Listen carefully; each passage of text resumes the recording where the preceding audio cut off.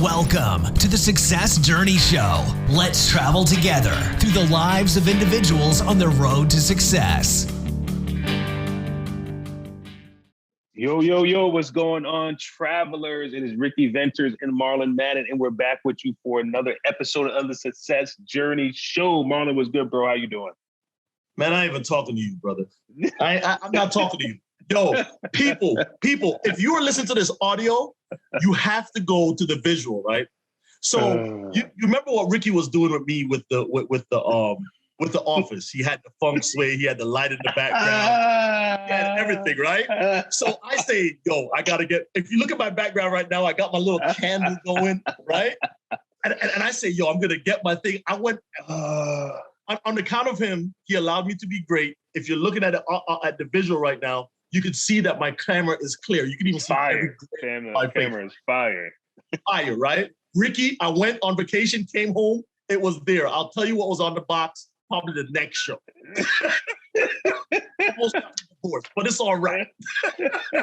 So I change up my whole setup and I clean out my office. If you notice the boxes were here, I said, yo, I gotta be like Ricky. You know what I'm saying? Then this guy goes into and shows off his living room. He looked like in the Garden of Eden with all these flowers behind him. I'm like, look at this dude, man. It's not there before I finally. Oh man, no, guys, man. My office is under construction right now, man. I'm going to show it probably it'll be done. I'm trying to get it done before. I don't know when you guys are going to hear this, but we're trying to get it done before Thanksgiving. We'll have people over, and I had to have it done. So as we're recording this right now, my wife is in there finishing up some painting. We've been working on it for the past week and a half in the room. So I had to do the podcast. So I said, yo, I can't do it with her in the background painting. She was like, oh, go do it in the kitchen. So I was like, all right, yeah, let me go do it in the living room and kitchen. So yeah, that's why I'm here. That's why the background's changed. The Garden of Eden. That's what I'm gonna call that place now. The Garden of Eden. I'll be back. I'll be back to my old self. Hey, and then when he goes into the office, I've seen the beginning stages. You know it's gonna be fire when you see the beginning stages and it's still under construction, and you're like, wow. Right? Yeah. So the finished product is gonna be crazy, and he's doing it all himself. So I'm gonna tell you, guys, put some work in, man. I'm gonna have to do something. I'm gonna have to do a revolve. I don't know. I'm gonna have to do something. It's the first project in the house, man. Well, we did a couple of different things in the house, but this is the first big one that we're doing. So I was scared during the whole time because it's a new house and you actually cutting into the wall. I'm like, yo, dude, it's a new wall. This is new trim. I can't mess this up, man. This is all new stuff, man. So yeah. I'm excited to go and see how much my wife has done once we get off this call, man, because we're trying to get it all done tonight.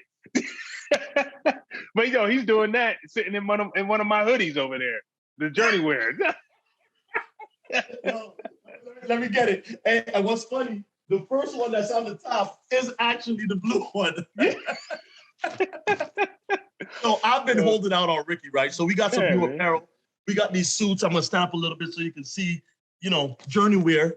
And yes, I said, Rick, we're gonna try these out. Anything we have first, we try them out, wash them, and do all the, do a QC, quality control test on it, and to make sure that we can put it out to the public. So we got a few track suits, and it's gonna be coming to you guys soon. But I met with Ricky probably about 2 times since I had these. Had him. Yeah. Every time I forgot about it. I was like, oh, all right, man. It's all right, man. You I should have gave them to you. All right, yeah. He went on a nice trip this weekend too, and he could have had could have had them, But what it's all good, man. I got the old stuff, I just show them the old stuff. So, but yeah, guys, man, we're so happy to be with you guys another week, man. We have a great guest for you today. I'll have Marlon introduce him, but before he does, I just want to remind you that hey, we're here, man. We're loving life, man. I mean. And I say loving life, I'm not saying everything is going perfect, what I'm saying is that, our perspective is, we're just kind of give everything, all we have to this life that we have, man. We're, trying to be great husbands, great men, great fathers. And that comes with its challenges, trying to be a great husband, every day, it's a lot of work, a lot of stress and strain. It's a lot of work, man. To all the women out there, man, hug your husband, man, and tell him you love him. You know, right now, you're a woman listening to this, hug your husband, tell him you love him. But you know, it's just good, man. We're moving into, you know, the end of this year. You guys may hear this at the end of this year, early next year, man. We've been putting in the work in on a lot of interviews and stuff. So, and just seeing the fruit of our labor, you know, really coming to fruition, man. And it's just a blessing. And the fruit is a lot of people just sharing and testifying, saying, "Hey, we really appreciate what you guys are doing. Keep doing it. It's encouraging to me. It's inspiring me." So, you know, and that's what we're doing. And I remember me and Marlon, we had a singing group, and our name was, we had a couple of names. One name was Umoja. Remember that? We were going by Umoja. Yes, that was short lived. We didn't stay there long because we found out another group had the name. Then we had a name Touched. Remember that? Yes, touched. Yes, sir. Yes, sir. And the whole idea was, you know, if one is touched by the things that we do, if one is touched by the words that we're singing, you know, then we're satisfied. You know, and I believe that's an old Brian McKnight song. It's that's what we do, and that's what this podcast is about. You know, we got a solid team working with us now, man. You know, I mean, it's a blessing, man. It's a blessing. It's building out. It is building out. For those our real estate, you know, is going well. By the time you hear this, man, we're very far along in our first investment property that we have. We'll be sharing some clips. Go to our YouTube or our Facebook, Instagram. You see some progress on that.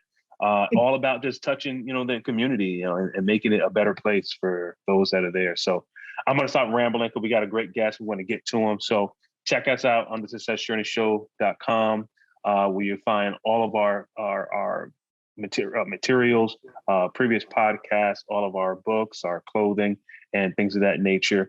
And I'll let Marlon go ahead and introduce our guest.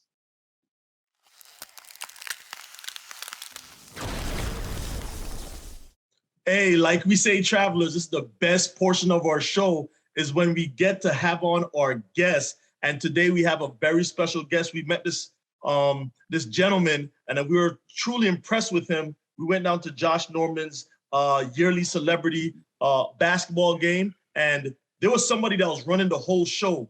And I was like, man, who is this dude that they keep on saying every time? Like I asked Josh, hey, can I get an interview with you? He said, yo, talk to Tony. And I was like, man, this Tony dude is important. So we definitely had to talk to Tony. And today we have on Tony. Tony, how you doing, brother? Man, I'm doing pretty good, man. Doing pretty good, man. Good to hear your voice.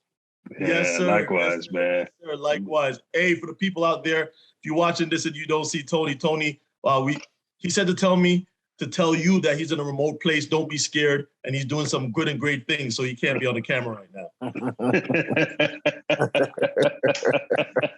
Hey, Tony, go ahead and tell us a little bit of our travelers about yourself. That's what we call our artists. We call them travelers because everybody's on a journey. Go ahead and tell us about yourself, and then we'll take it from there.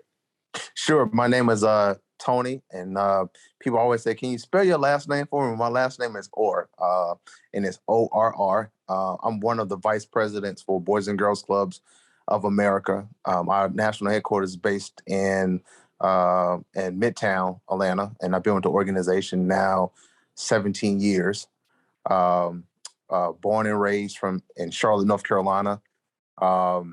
Grew up, ironically, at that time, I grew up in a single parent household. My grandmother raised me, and she worked 2 jobs and needed a place for me to go after school. And I ended up actually going at that time was the boys club. And that's where I learned a lot of fundamentals about life and just how to make it, man. And ironically, now I'm working for the organization that ultimately saved my life. So I couldn't think of anything more to do and to pay back my debt to an organization that saved me.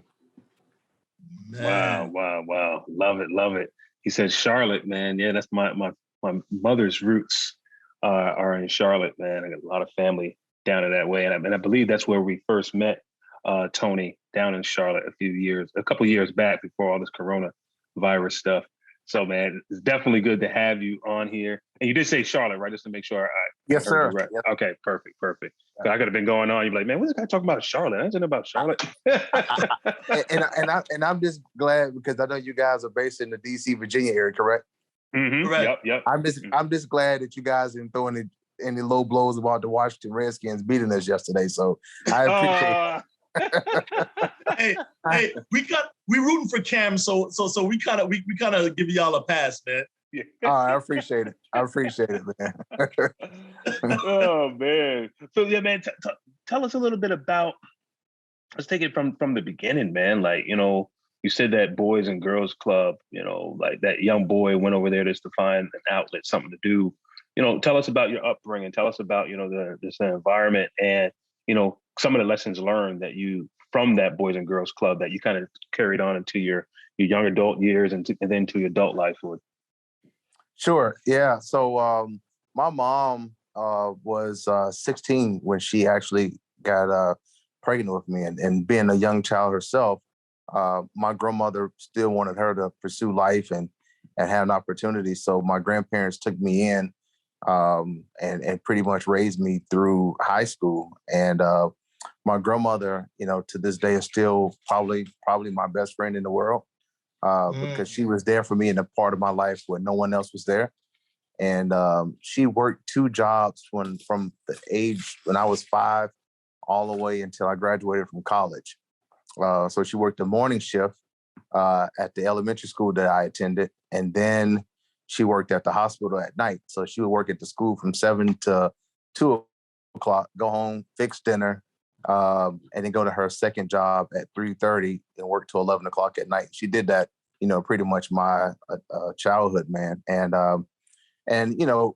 growing up, once I got in elementary school, I was one of those kids that was probably trouble, because I didn't really have a father figure at home. I didn't have a relationship with my dad, and probably just had a lot of anger and disappointment built up inside, man. So never forget, man. I was in the 5th grade, just got in trouble in school, and the resource officer said to me, he said, Tony, the path that you're going down, by the time you're 18, you either be dead or in jail.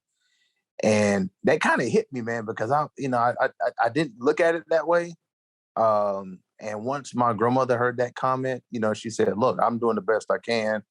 I heard of this place called the Boys Club. It was literally 1 block from for where we lived at the time. And man, went to the Boys and Girls Clubs. And the very first day, the club counselor or club director, what they call him now, his name was Mr. Roosevelt. He was about 6'5", 215 pounds, and wore this ugly Pittsburgh Steelers hat.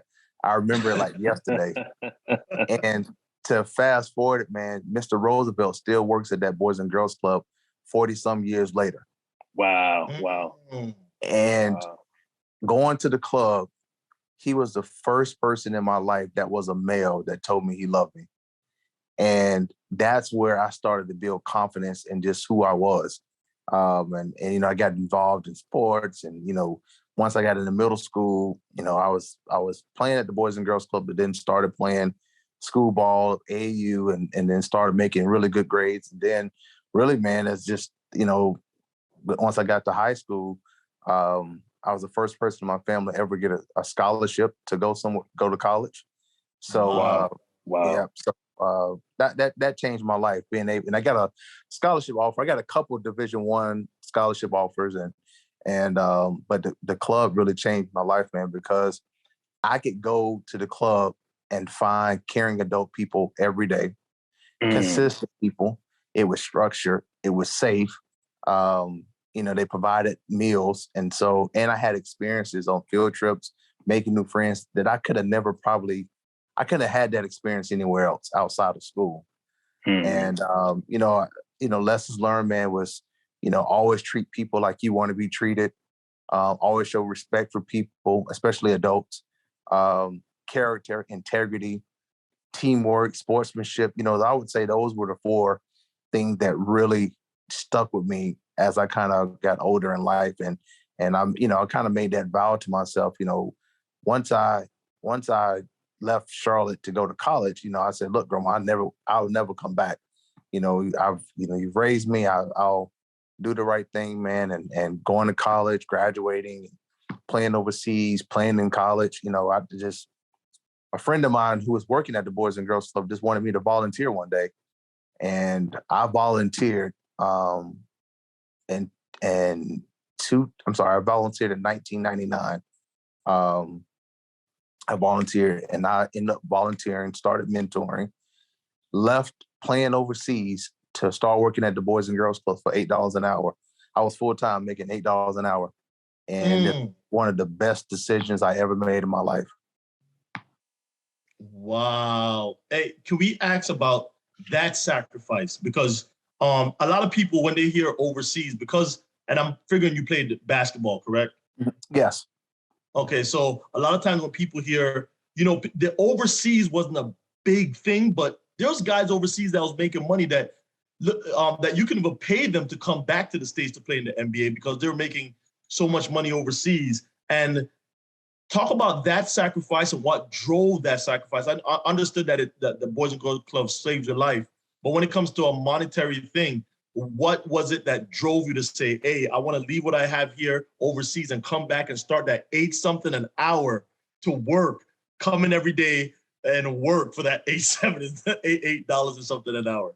Yeah, you know, when I got once I got a scholarship and I actually went to I started out at Mankato State, which is about an hour or so from Minneapolis. But man, once I left Charlotte and they basically took a kid from the inner city, and I went to a predominantly Black high school.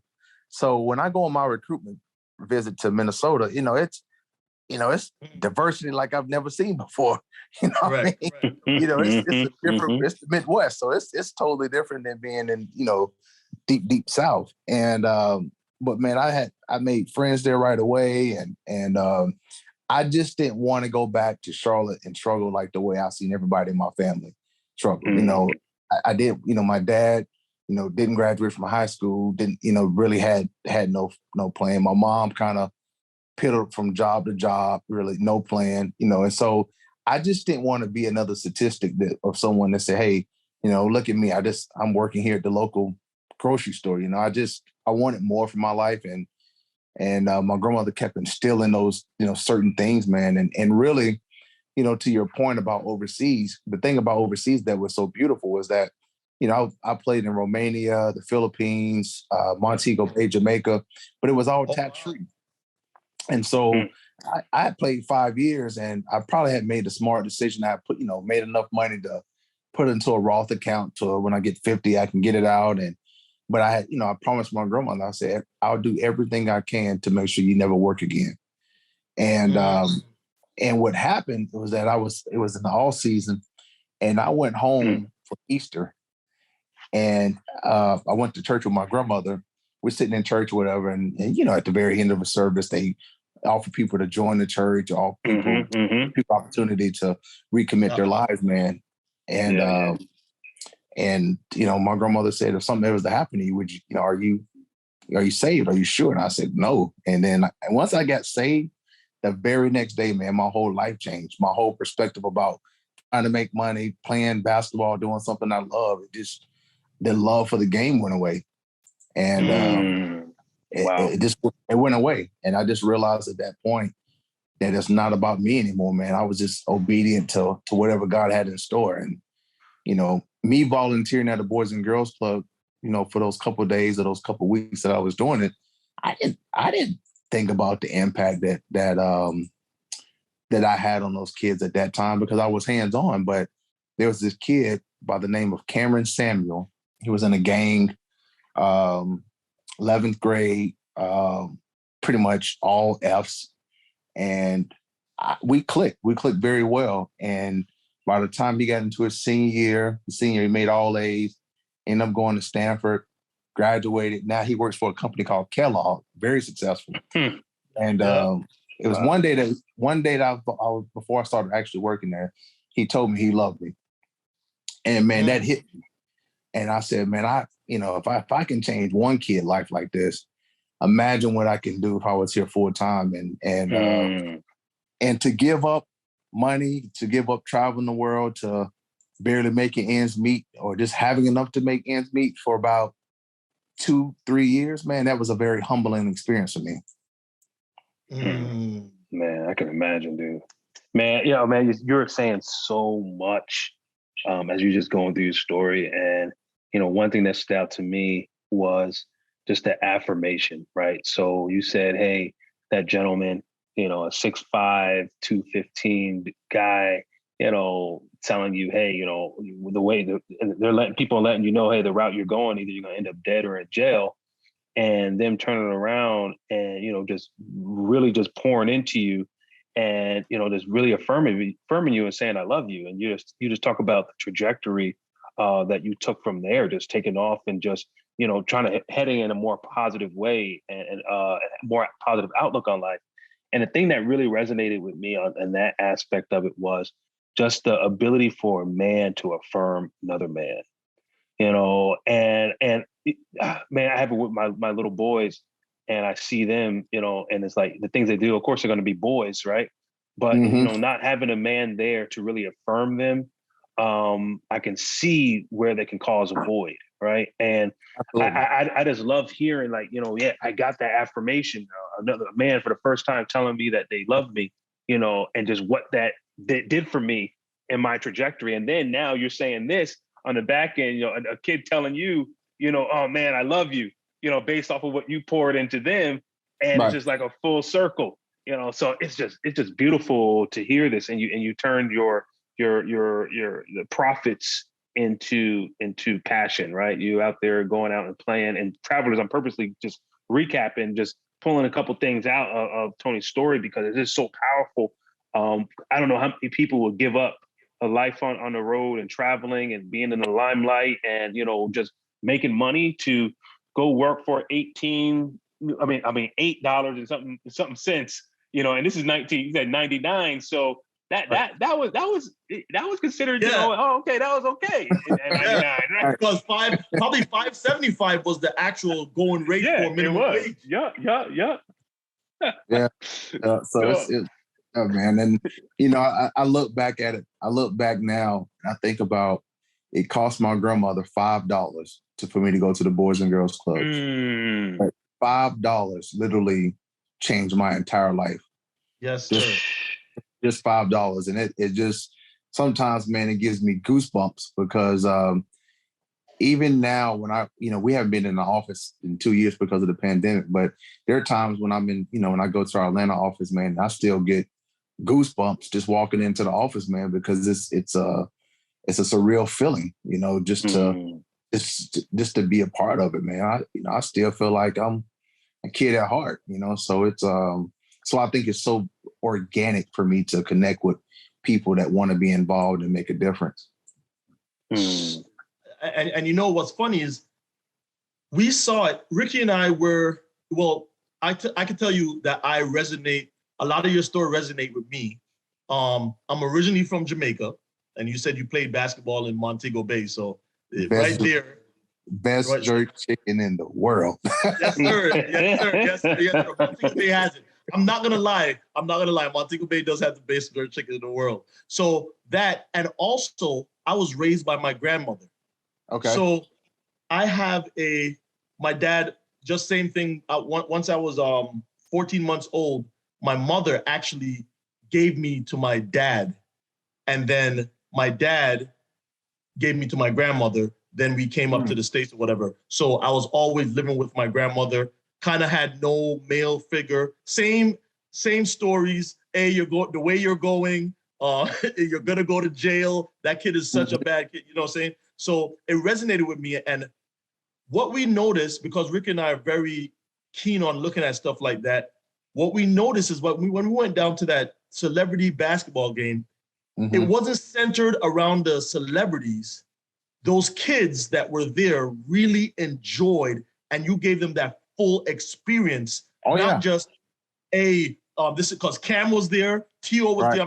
I'm doing this so the audience could understand the caliber of people that were there. Josh Norman was there. There was a plethora of people, but that wasn't the focus. The focus was those kids. Now, talk to us about just what how did that come about, that game, the celebrity basketball game, and how did you and Josh orchestrate this whole thing? You've been listening to the Success Journey Show. You can check us out on our social media on YouTube, Instagram, and Facebook. Also on our website, thesuccessjourneyshow.com. Enjoy the rest of the show. Yeah, so I met Josh Norman through Cam Newton. So Cam had a dinner one night, and Josh was at the dinner. Now I only had seen Josh on TV, and honestly, when he was playing for the Panthers, that's when I've obviously heard of Josh, and being from Charlotte, being a Carolina fan, But we met each other at this dinner, man, and just briefly talked, and I'm talking about Cam probably had the who's who there. I mean, Michael Strahan was there. It was a nice dinner, man. And so, in talking to Josh, he was like, "Look, I'm from Greenwood, South Carolina. One of my biggest dreams has always been to open up my own youth center in Greenwood." And I said, "Well, I work for Boys and Girls Clubs of America. There's no Boys and Girls Club in Greenwood, so maybe we can figure out a way to partner together and to bring your dream to life, and for me to give kids in Greenwood the opportunity to have a Boys and Girls Club." So we kind of pitted on the idea for about 3 to 4 months. And Josh and I kept talking to each other, man. And then eventually, he said, "Tony, I got a vision for this team center. Josh, I got a vision of what we can do." And man, long story short, man, it took us 2 years, but we went to Greenwood, drove around. We found the first African-American high school in Greenwood that had closed down. Wow. We orchestrated the deal with the county in Greenwood. They gave us the facility for $1 a year for 100 years.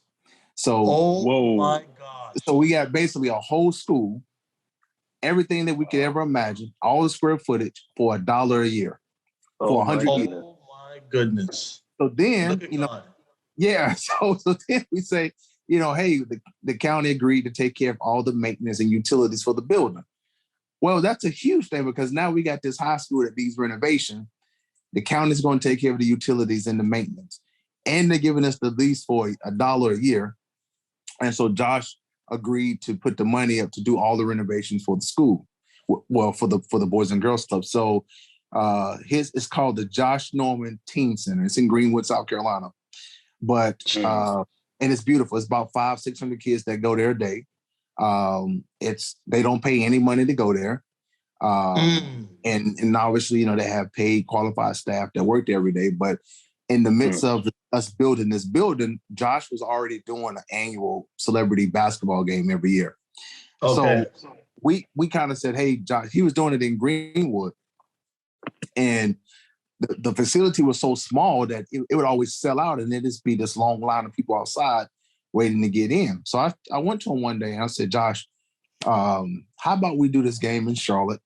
And how about we give the community of Greenwood an experience that they just couldn't get anywhere else? He was like what? I said, well, the kids that want to go and the families want to go, how about we bring them in on charter buses and bring them to the celebrity basketball game? Well, he was all over it. And so the kids, a portion of the kids, not all of them, probably about 150 kids that we brought all on the charter buses from Greenwood.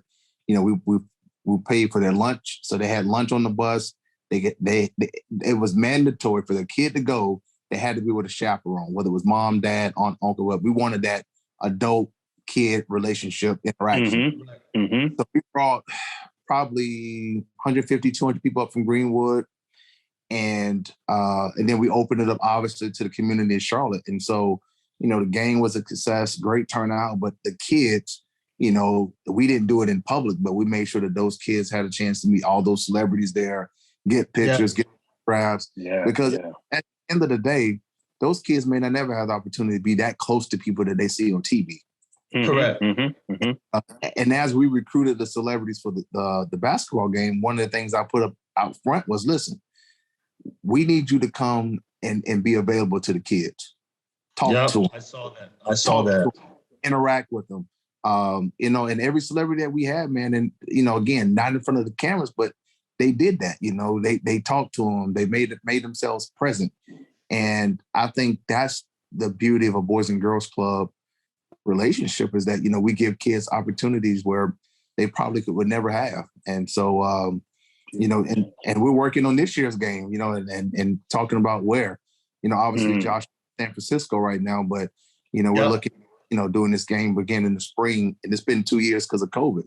Yeah, but that's the type of experiences that we want to continue to have. Oh man, hey, love it. I want to ask. This is going to be a question, and I don't know if you can, because of Josh's relationship with the NFL and anything like that. Not saying it's bad. I'm just saying, him being in the NFL, that's the organization he works for. Why do you think those kind of things are not publicized? You know what I'm saying? And I'm not saying that on a small level. Why are those things not the things that people are seeing? I'm not just talking from a celebrity standpoint. I'm just talking from people doing good for other people. What do you think? I have my own feelings, but what do you think those things are not shown? Especially when you have a set of black guys that's saying, "Hey, somebody save me. I'm trying to save these kids too." What do you think that is? Man, that's a great question. There are a lot of initial thoughts. I mean, I think, that it's not, quote unquote, popular to the people. It's not that first catching story. I mean, if you watch any local news, I don't care where you're at in the country, you watch the news for the first 10 minutes, it's all about shooting, murders. It's all about the negativity things. Yep, and then you feel good stories at the very end. I think it's a missed opportunity, because there are a lot of people who do a lot of great things for kids. I mean, this past Sunday when, everybody on the bottom of the screen, like on ESPN and in Charlotte, they talked about Cam donating 50 tickets to the Panthers game. But see, what they didn't capture was that all the 50 tickets went to kids. And the criteria was the kids could have never been to a Panthers game before, because he wanted them to have their first experience. And that's the missing link to the story. Not about the 50 tickets, it's about the experience. Correct. And I think, man, as a society, it gets overlooked. There are a lot of athletes who do a lot of good, in their communities or where they come from. And we just got to do a better job of continuing to get those stories out. But, you think about, some of the guys that we had at that game that you was referring to, man, they're so humble that they don't want to make it about them, or make it about what yeah. They just do it, Correct. Man. Go ahead, Rick. Nah, man, I love it, man. It's just hearing this. So, like, talk about the pandemic. I know this. What you do is all about impact, and tell us how that kind of, I know we're all kind of tired of talking about the pandemic now, but in reality, we're still in it. So at least you got to show how it impacts us a little bit. And but over the last couple of years, how were you able to continue working with the students, the young kids in the community centers, or virtually, or whatever it was? How did that work out for you guys? Well, I mean, being with this organization as long as I've been with Boys and Girls Clubs, to go through a pandemic, I mean, we've never seen nothing like this before. And even though my job at the national office primarily is to raise money and raise awareness for what we do in the services, there is the human side of me that also cares about what happens in those local Boys and Girls Clubs. And for a good portion of 2019, a lot of those clubs were closed down, and those kids didn't have a place to go, or they reduced the services to where, let's just say a club could serve 150 kids a day, where they reduced that to 50 kids because of staff ratio and all those things. That was really hard on us. But I'll tell you one thing that came out of it, I think in most communities where we have Boys and Girls Clubs, that our partnerships with the school system was really strengthened and benefited, because we were able, most Boys and Girls Clubs, what they were doing was, everything was virtual. So if kids didn't have technology at home, and most Boys and Girls Clubs open up 8 hours a day and allow club members to come in to use the technology in order to be in compliance with the schools. So that really strengthened our partnerships, and then of a lot of our national partners like Disney, Comcast, Cox Communications. They poured out more resources financially and technology so that we can accommodate more kids to make sure that they had access to be successful. Because let's just face it, a lot of the kids that we serve don't have access to technology at home. They don't have laptops or desktop computers like mom and dad. Correct. They have it. We had to change how we did our services. And during the pandemic, we basically created an app that if you as a member of Boys and Girls Club, you can get this app and still do programming virtually at your local Boys and Girls. That worked out pretty well, So, but we're all the clubs are back open now and doing well given the circumstances. I mean, we've had clubs that actually open their doors to be a site where people can come and get vaccinated. They open the doors so even if you wasn't a member, if you needed food or certain kind of services, that the clubs were there. So, I think the clubs showed most communities that they were there to be a partner. Mm-hmm. Love it. Love it. You know what, Tony, man, it's funny. People don't understand. And I'm going to be candid. Tony and I was trying to get Tony on the show for a little while, and because of schedule conflicts and stuff like that, we weren't able to do it. And I'm happy that we weren't able to do it and we're able to do it now, because like, if you believe in God, we believe in God, everything works in God's timing. Absolutely. And the funniest thing is that guys like, and I'm coming back to it again, and I don't care if somebody's saying I'm beating a dead horse. Guys like you are not highlighted, and I know you do it. You don't do it for the glory, and that's what I love about it. But just like how you saw a positive role model in that 6'5", 250-pound guy that said, "I loved you," and that changed the trajectory of your life. I think if a lot of kids, even if they can't make it to a Boys and Girls Club, but they see that there are actually guys out here, and I'll be just honest and say it, Black guys out here that are doing positive things and trying to impact the community in a positive way, because it is preached that we don't want better for our community. Right. Mm-hmm. And we're not seeing guys like you in the forefront saying, this is what's going on. And we understand that you're a humble guy by nature, so you don't want to be in the forefront. But I'm glad that we got you on the show, and people are going to hear this episode and say, wow, this guy really went from somebody that their mother was 16 when they had him. He went to his grandmother. He was playing ball. He went to D1 first for his family to make it into a college. Went overseas, could have made a lot more money, but chose to come back and as a positive role model for this thing. I'm just so impressed of all that you're going and you're talking about. And I don't know if you watch Nori's show, right? Drink Champ. Mm-hmm. And he likes to talk about giving flowers while people are alive. And I don't want to be at your eulogy. I don't know if I'm going to get invited, but I don't want to be at your, and I'm not praying death on you, but I don't want to hear that somebody was like, man, he was a good guy then. Now I'm telling you now, thank you for what you're doing. And I know you probably don't hear it enough, or people tell you enough, because I know these kids will, but I want to tell you, and Ricky wants to tell you, I think I could speak for Ricky on this, that we just want to say thank you for what you do, because there are kids out here that's being changed positively because of what you're doing and the seeds that you're sowing. So if you don't hear it enough, I want to tell you from the Success Journey Show, from Marlon, from Ricky, thank you a lot for what you're doing.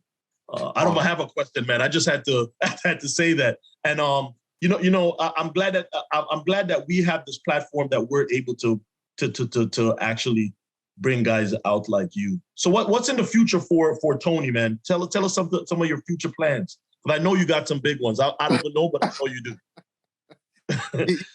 You know what? Listen, man. First of all, I just thank you guys for having me on. I know that we have been talking about this for some time, and again, I do apologize. I couldn't be on camera, but the platform that you guys have and sharing that and getting people's story out there, I mean, that's going to change communities. It's going to change the way people view us as a society and as a race. But it is always the elephant in the room. When you go to a board setting and other settings, man, it is, when you're the only African American, sometimes, it reminds you of how much more we have to go. And I do think as men, we own a stake in this, that we've got to step up and do more. Right. And however people want to address that or not address it, it's a known fact. There's a old saying that to whom much is given, much is required. And that's how I try to live my life. And I try not to see color. I try to have a pure heart and help anyone, any kids, because I know my calling is helping kids. That I know. Yes. When I think about what's next or what's down the line, I don't know, man. Yeah, a lot of opportunities are, out there for me, and I just want to feel like I'm fulfilling coming home every day and loving what I do. And I've been so blessed to be a part of an organization to where every day, good or bad, I can see the difference. I can feel the difference. And no matter what I do in life, whatever's next, in this chapter, I just want to have that commitment that I want to see it. I want to feel it. And I want to know that I'm doing my part as a human being. And when you see all these protests and you see all the things that are going on, in different parts of the country, man, it just makes you feel like you got to do more. Because it's a lot going on, and the platform that I've had to work with athletes, actors, entertainers, I'm going to use that to save kids' lives, and that's been kind of my claim to fame, and that's the doors that God has opened, and I want to connect those people with with Boys and Girls Clubs, if it aligns. But again, they have to also be living the lifestyle that aligns with that we want to show kids. Kids see people on TV and they think they want to be that, but they don't realize the people that they really want to be are the ones who are signing the checks for those people. Mm-hmm. Mm-hmm. Mm-hmm. You know what I mean? And yes, sir. So yeah. Man.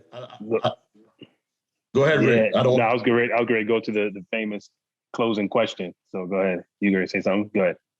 Yeah. I like that you took that executive approach, and I like the fact that I'm gonna say this. I like the fact that you say you don't see color in terms of when it comes to in helping, because you can, just like how there's a negative stigma, you can change somebody that thinks or listens to that stereotype. And now they're saying, man, there's this guy that came in my home and he helped our family despite what should be what's going on in society. Mm-hmm. And what orientation. And you just by doing that and going in and having a pure heart, you're changing not only the life of that kid, but some of the stigmas or the stereotype that other people have on, and now they're seeing you in a different light, or us in a different light. So thank you for that. Thank you for pointing that out. I really appreciate that.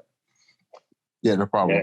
Yeah, Tony. We have this question, man, that we ask all of our guests towards the end of the podcast, and the question is, and we, based off of your story, we try to go back to a time and say, what would Tony say to himself at this particular time back in the past.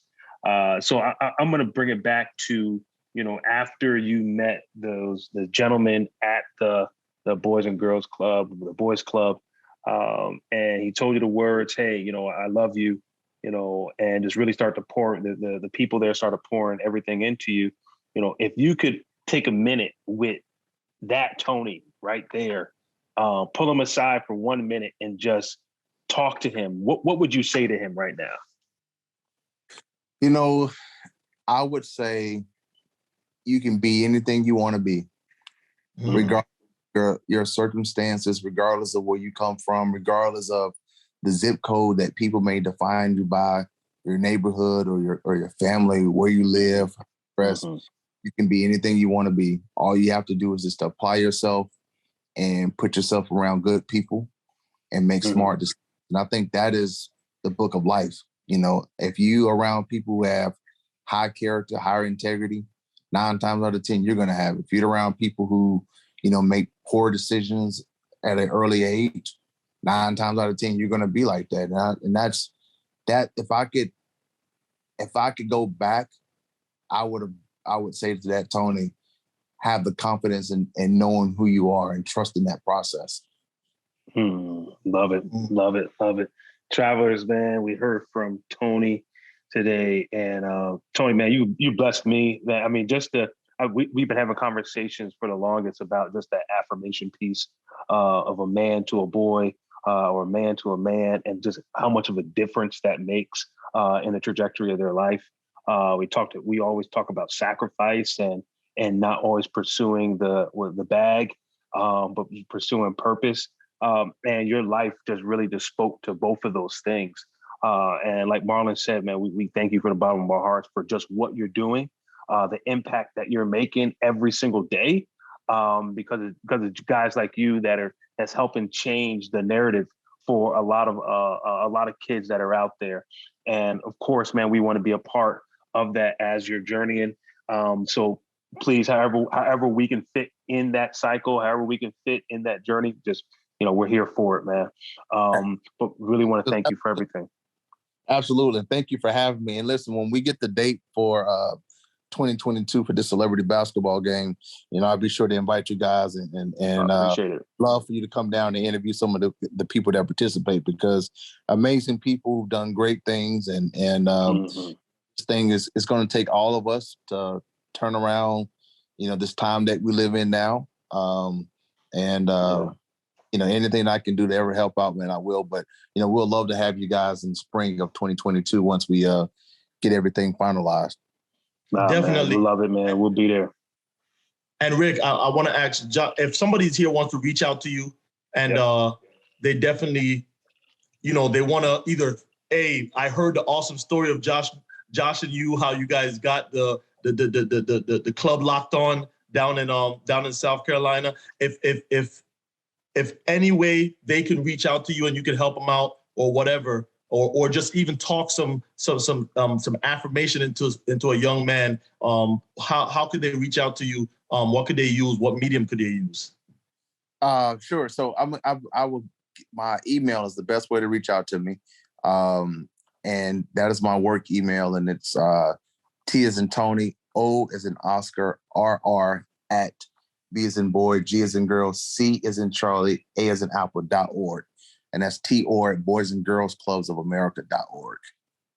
Yes, sir. Love it. Love it. You guys heard it here. Well, Tony, man, we thank you again, and we appreciate you joining us on the Success Journey Show. For everyone, all of our listeners all over the world, we want to thank you for tuning in for another episode. Listen, don't forget, check out our website, The Success Journey Show, for all of our previous shows, all of our previous guests, learn a little bit more about them in their bios. You can see our journey wear. Marlon is modeling our sweatshirt. That's probably one of mine that you're supposed to give me, but he's been ordering all of them. But it's all good. It's all good. I'll get mine soon. But you see, I'm using it. I'm wearing this old dingy one right now. Now, I don't even have our logo on it. But but yeah, travelers, we'll catch you guys next week at the same time, same place on the Success Journey Show. Everyone have a good one. Peace. One love. You've been listening to The Success Journey Show, where your dreams, drive, determination, and diligence are the foundation to success. For more information, check out thesuccessjourneyshow.com. The Journey Squad is here helping you to your destination.